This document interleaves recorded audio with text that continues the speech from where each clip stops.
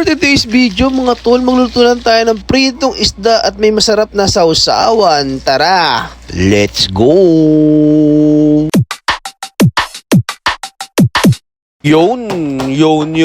Nandito naman tayo sa episode series natin mga tol. Episode 23 nga pala. Yung ganitong ulam, panigurado tol, mapapadami na naman ang kanin mo dito. Tilapia at galunggong lang pala ang gagamitin yung isda dito mga tol. Syempre mamarinate natin siya sa kalamansi at asin para mawala yung lansa ng isda mga tol. Yung ganitong ulam tol, simple lang pero napakasarap, diba? Pag nagpiprito kasi ako ng isda o kaya basta pag isda ang ulam mga tol, sinasamahan ko talaga ng gulay yan. Pra at kangkong lang palang gagamit kong gulay dito mga tol. Pero pwede pa naman kayo gumamit ng ibang gulay mga tol na babagay sa pritong isda, diba? Pagkatapos natin hiwain yung okra mga tol, pati himay-himay yung kangkong, syempre gagawa tayo ng atin na malupit na sausawan, diba? Naghiwa muna pala ako ng kamatis dyan mga tol, pati kalamansi. Syempre tol, gagawa tayo ng masarap na sausawan, diba? Yun pala yung mga aromatics na gagamitin natin doon sa masarap na sausawan natin mga tol. 3 pirasong kalamansi, pati 1 pirasong kamatis mga tol, tapos bagong isda, diba? Tapos tol, lalagyan natin yan ng chili flakes. Pero pwede rin naman kayo gumamit ng siling pula tol o kaya siling pang sigang, diba? Ano pa ba masarap na sausawan mga tol? Pwede rin pala toyo mansi na may sili, tapos tol bagong alamang na may kamatis, tapos may kalamansi, diba? Pwede rin tol toyo, suko, basta tol kung anong trip mong sausawan sa pritong isda tol, okay na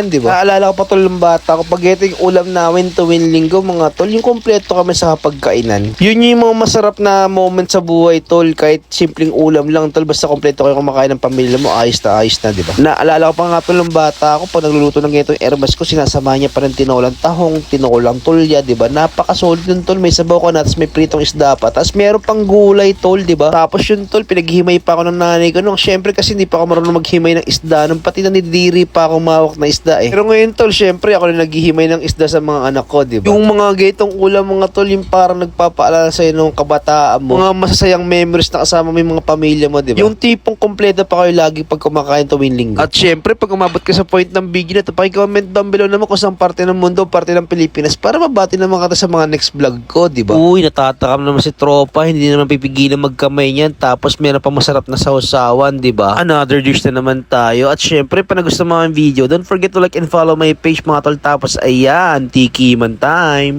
Yun.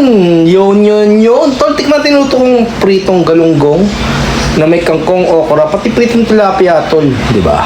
Siyempre, best partner yan with bagoong isda, diba? Tapos may kamatis, pati kalamansi, tol. Tapos may onting sili. Unahin ko tol yung kangkong, syempre. Ayan. Tapos tol, yung galunggong, tikman natin, tol. Diba? Wait lang. Ayan, tol. Sausaw natin yung tropa.